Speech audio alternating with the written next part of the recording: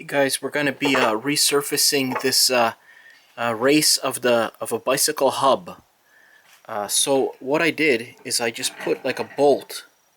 You can use threaded rod, and I just clamped it in the vise. So I'm just using nylon washer. You could use a regular washer, and just to remove all your free hub and all that, so everything doesn't get all dirty. And so you can use, this one was really badly pitted. It's still kind of pitted.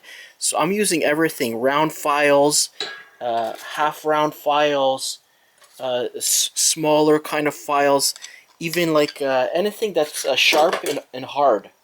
So even like a drill bit that's a 1/4 inch. And you can even use your hand, because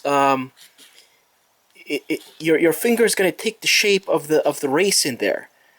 But if you don't want to do that, you could take the bearing and use like a nut or like a washer to press it down onto the sandpaper and do it that way. But this one is so bad that I'm not even at the finishing point. So I'm basically just scratching the inside as much as I can do it. Let me zoom in here.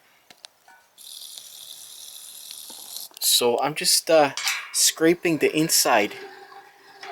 And the reason why I'm using tools like this is because I can put more force on the hub, on the race, because this is like such a hard surface that you have to put a lot of force. Otherwise, you're going to be here all day. So like I said, you can take the bearing.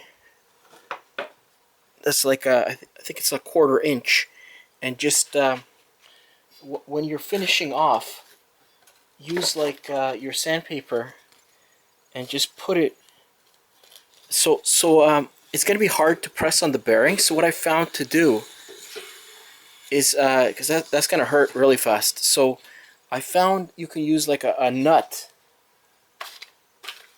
but it has to be a perfect size nut for this to work, because you don't want the nut to hit your race. So you're putting the bearing, the nut over the bearing. So what I also found was, this is even better. This is from a pair of sheet metal cutters, and I just unscrewed it from the cutter. That's what holds the cutters closed when you're not using it. I just took this thing because it wasn't working anyway, and I can put the bearing inside of this thing. So you can use like a washer, and then you can press down. It's not going to hurt your hand, your finger, because otherwise it's going to hurt. You won't be able to do it like that. But you know, so just you got to aim it wherever your pitting is, though. So this could take a long time. So that's just for like more like a finishing, to get like a finished surface after you're done all the scratching, because you got to really scratch this up. So I'm using all kinds of files here, like this, even this half round, and just digging at it because the pitting was so bad.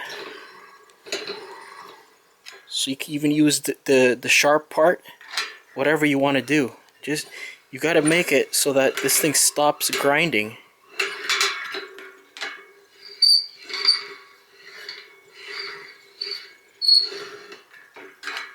Because the sandpaper is it's going to take a long time, so you need to get rid of that those deep pits.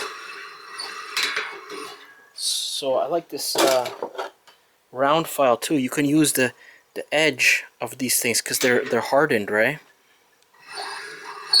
And that's conforming to the shape of, like, kind of the circular shape of the race.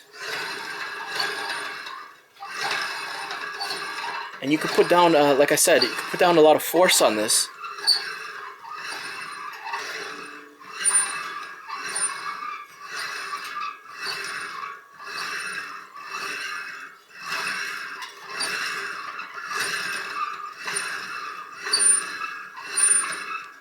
So you get the idea here. So this is the disc brake side. If you don't have a bolt like that, you can use like a threaded rod whatever you want to use to get this thing to spin. Okay, guys, let's get a shot here. So I'm still working on this. Let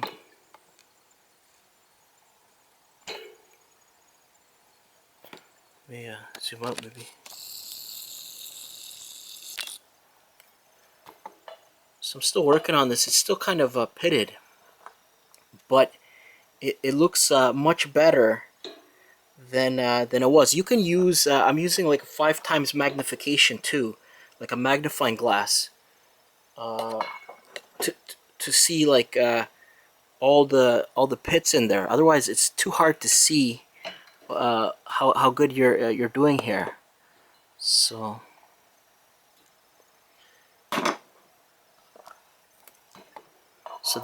it's looking a lot better than it was initially.